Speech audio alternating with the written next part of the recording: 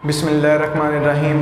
9th class physics kinematics chapter 2 का आज का जो हमारा टॉपिक है काइनेमेटिक्स। पहली बात क्या है, फिर उसके बाद तो इसका पहला टॉपिक हमारे पास बेसिकली आएगा वो रेस्ट और मोशन के बारे में डिस्कशन है।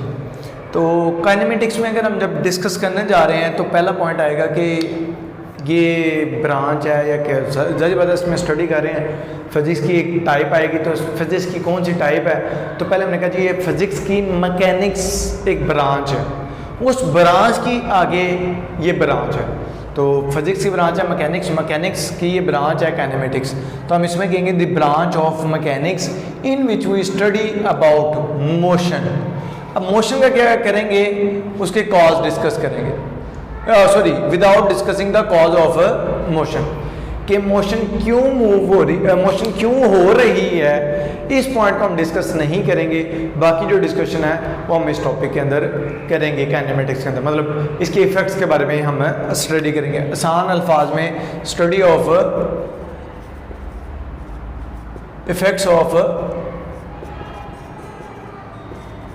मोशन, कि एक बॉडी मूव करता है तो उसके मूव करने से क्या इफ़ेक्ट्स हैं, उसके बारे में जो स्टडी आएगी वो हमारे पास है काइनेमेटिक्स के अंदर आ जाएगी। अब इसके बाद हम काइनेमेटिक्स की डिटेल में जाएं, मतलब मोशन की डिटेल में जाएं, तो हमें मोशन के बारे में पॉइंट क्लियर होना चाहिए कि वो बॉडी मूव कर रहा है ये नहीं कर रहा। तो इसके टर्म में हम रेस्ट और मोशन की डेफिनेशन की तरफ आते हैं। तो रेस्ट और मोशन की तरफ, डेफिनेशन की तरफ आए तो बड़ा आसान और वाज़ेह पॉइंट है हमारे पास, लेकिन इसमें थोड़ी सी कन्फ्यूजन हो सकती है। एक बॉडी जो है चेंज ना कर रहा हो अपनी पोजीशन को, अगर तो कोई बॉडी अपनी पोजीशन को चेंज नहीं कर रहा तो वो हमारे पास है बॉडी रेस्ट में होगा। बड़ा वाज़ेह और क्लियर पॉइंट है। लेकिन एक और इसमें पॉइंट आता है with respect to its surrounding, अपने दाएं बाएं के हवाले से। इस पॉइंट को भी क्लियर करते हैं। पहला पॉइंट तो क्लियर हो रहा है कि अगर बॉडी अपनी पोजीशन को चेंज नहीं करेगा, मैं यहाँ पे खड़ा हूँ, यहीं पे हूँ, अपनी पोजीशन को इधर उधर नहीं कर रहा, मैं रेस्ट में, ये मैं अपनी पोजीशन को चेंज कर ले, पहले इधर था अब इधर आ गया, अब मेरी पोजीशन चेंज हुई है। तो जब पोजीशन चेंज हुई है तो मैं मोशन में हूँ। इसी तरह जब भी कोई बॉडी पोजीशन चेंज नहीं करता तो वो बॉडी रेस्ट में कंसिडर किया जाता है। अच्छा, अब इसी तरह से मोशन में क्या होगा, एक बॉडी जो है अगर तो चेंज करता है अपनी पोजीशन को, डज चेंज इट्स पोजीशन, तो उस बॉडी को हम क्या नाम देंगे कि ये बॉडी जो है वो मोशन में कंसीडर हो रहा है। अच्छा, अब इसके अंदर ये बड़ा वाज़ेह पॉइंट है कि इसके अंदर हमारे पास टर्म जो यूज़ कर रहा है with respect to its surrounding, कि अपने दाएं बाएं के हवाले से, अपने माहौल के हवाले से हम डिसाइड करेंगे कि उसने अपनी पोजीशन को चेंज भी किया या नहीं किया। ये पॉइंट इंपॉर्टेंट है। ये तो क्लियर है कि भाई पोजीशन चेंज हुई या नहीं हुई, तो पोजीशन चेंज होगी तो मोशन, पोजीशन चेंज नहीं हुई तो रेस्ट। लेकिन पोजीशन चेंज हुई या नहीं हुई या माहौल के मुताबिक दाएं बाएं इर्द गिर्द के मुताबिक डिसाइड करेंगे कि वो पोजीशन चेंज हो रही है या नहीं हो रही। तो इसी के मुताबिक ये पॉइंट आता है कि इट इज़ रिलेटिव, कि ये क्या है, एक दूसरे के हवाले से है, एक चीज़ दूसरी चीज़ के हवाले से डिसाइड होगी कि भाई बॉडी जो है वो मोशन में है या नहीं। इसकी टर्म में हम इस तरह से ले लेते हैं, फॉर एग्जांपल कि एक रूम है या कोई बस है जिसके अंदर कुछ लोग बैठे हुए हैं, ठीक। अभी एक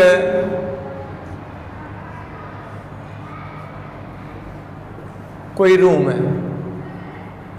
ठीक है, रूम कह लें ऐसा, या कह लें कि एक ब्लॉक है जो मूव कर रहा है, साथ में गाड़ी है या बस है या कोई भी चीज़ है या कोई मूविंग ये ब्लॉक है, ये जो बना हुआ। अब ये ब्लॉक मूव कर रहा है, बाहर जो है कोई आदमी खड़ा हुआ, ठीक है। अब जो ये बाहर आदमी खड़ा हुआ है इसके लिहाज से ये क्या कर रहे हैं, आपस में ये तीनों लोग मूव कर रहे हैं, ये तीनों लोग मूव कर रहे हैं। वैसे अगर हम देखें तो ये कहेंगे कि जी हम तो मूव नहीं कर रहे हैं, और जैसे ये कमरा है, ये रूम है, ठीक है, तो ये मूव नहीं कर रहा। मेरे साथ जो बैठे होंगे उनको भी लगेगा कि ये मूव नहीं कर रहे। लेकिन जब बाहर से कोई बंदा देखेगा कि यार ये कोई जहाज़ है या कोई ये जो कमरा है ये किसी बस या ट्रेन का कमरा है या बस या ट्रेन का ब्लॉक बना हुआ है, तो उसको ये लगेगा, बाहर देखने वाले को, बाहर से देखने वाले को, कि ये मूव कर रहे हैं। लेकिन जो अंदर बैठे होंगे लोग उनको लगेगा कि हम रेस्ट में हैं। तो पॉइंट ये क्लियर करना चाह रहे हैं कि ये फॉर एग्जाम्पल अगर ऑब्जर्वर है,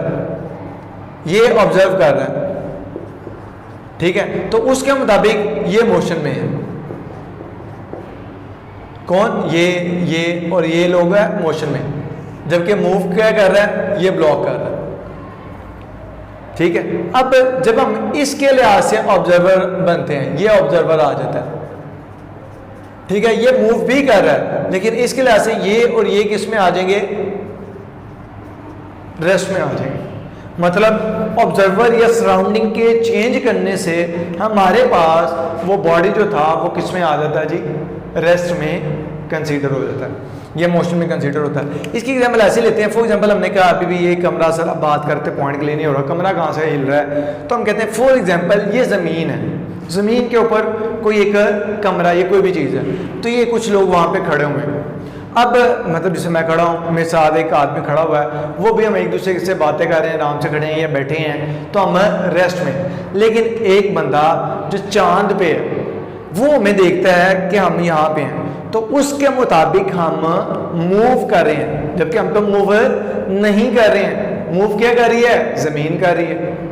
ज़मीन मूव कर रही है तो बॉडी मूव कर रहा या नहीं कर रहा? जो दूसरे देखने वाला है ज़मीन से दूर जाके चांद पे, सूरज पे या किसी भी दूसरे प्लेनेट पे या स्पेस में, उसके मुताबिक वो बॉडी जो है वो मूव कर रहा होगा।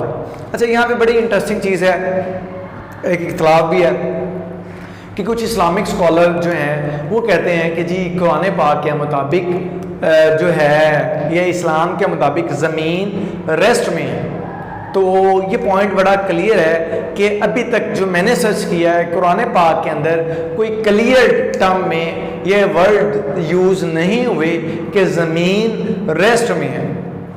कुछ ऐसे पॉइंट्स हैं जिससे मुशाबत हो सकती है, लेकिन वो कन्फर्म नहीं है, इसलिए हम क्लियर ये नहीं कह सकते कि कुरान पाक के मुताबिक ज़मीन रेस्ट में है। अगर कुरान पाक वाज़िह कहता है कि जी रेस्ट में है, तो फिर डेफिनेटली हम सर्च करेंगे और साइंस को भी चैलेंज करेंगे, जबकि कुरान पाक में अभी ये पॉइंट नहीं है। उलमाए किराम की अपनी तहकीक है, उसके मुताबिक वो कहते हैं कि जी ये रेस्ट में है, जबकि कुछ पॉइंट्स जो मैंने देखे हैं उसके मुताबिक बड़ी आसानी से और बड़े वाज़िह अंदाज में हम ये क्लियर कर सकते हैं कि ये जो दलील है ये काफ़ी नहीं है ज़मीन के रेस्ट में होने के लिए।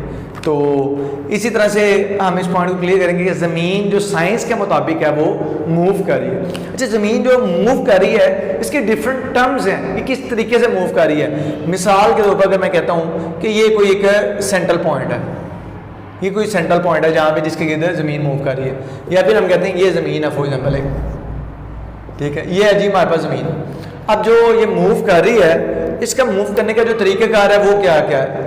एक तो वो ये सर्कल में मूव कर रही है, जिसको हम सर्कुलर मोशन का नाम देंगे, मतलब ये ज़मीन है तो ये ऐसे मूव कर रही है। अच्छा, दूसरा जो इसका पॉइंट आएगा, इसकी जो मूवमेंट है वो कुछ इस किस्म से वाइब्रेटरी है।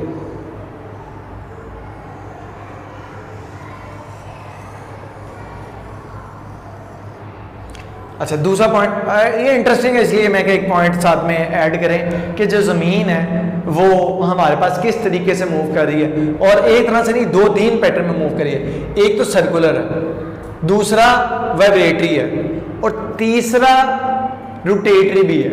मतलब अगर हम इसको समझना चाहें कि ये कैसे मूव कर रहा है, तो ये ऐसे ऐसे मूव कर रही है, ऐसे,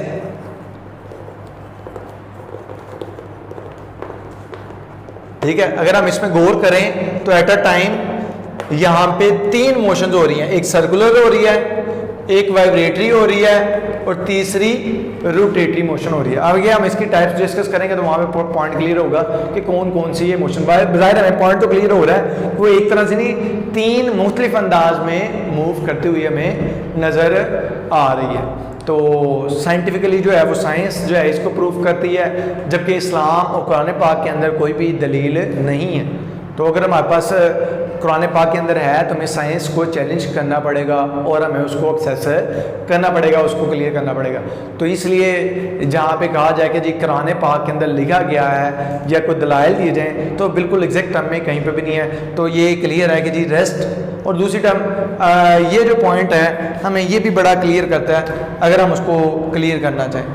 ये जो मोशन है साइंटिफिकली रिलेटिव है, तो हम इसलिए इसको भी जो है वो ज़्यादा डिस्कस नहीं कर सकते या ज़्यादा उसको क्लियर नहीं कर सकते कि जो मोशन है वो रिलेटिव है, ठीक है। तो मे बी ऑब्जर्वर जो है वो किस टर्म में इसको ऑब्जर्व करता है, ऑब्जर्वर की क्या मूवमेंट है, ये क्या टर्म्स हैं, क्या तरीक़ेकार है, तो उसके मुताबिक भी कंट्रोवर्शियल गुफ्तगू हो सकती है। लेकिन शॉर्टली अभी हमें इसको जो है इस पॉइंट पे फोकस करेंगे तो हम इसी पे रहेंगे कि जो हमारे पास यहाँ तक कि साइंस ये कहती है कि कोई भी बॉडी जो इस स्पेस के अंदर है, हर बॉडी मूवमेंट में इसी टर्म के मुताबिक, क्योंकि मोशन कोई ना कोई बॉडी तो मूव कर रहा है, तो दूसरा ऑब्जर्वर अगर है, अगर वो खुद मोशन में है, अगर कोई बॉडी रेस्ट में भी है तो वो अपने आप को रेस्ट में कंसीडर करते हुए दूसरे को क्या कंसीडर करेगा कि ये बॉडी जो है वो मोशन में। या फिर जिस तरह से हम हैं, हम रेस्ट में, हम ज़मीन के ऊपर हैं, ज़मीन अगर मूव कर रही है तो हम भी मूवमेंट में ही कंसीडर होंगे। अगर हम गाड़ी में बैठे हैं, हम रेस्ट में हैं, लेकिन गाड़ी मूव कर रही है तो हम भी मूवमेंट में कंसीडर होंगे। तो नेक्स्ट में इंशाल्लाह हम ब्रांचेज ऑफ या टाइप्स ऑफ मोशंस के बारे में डिस्कस करेंगे। अब तक के लिए इतने काफ़ी। अल्लाह हाफ़िज़।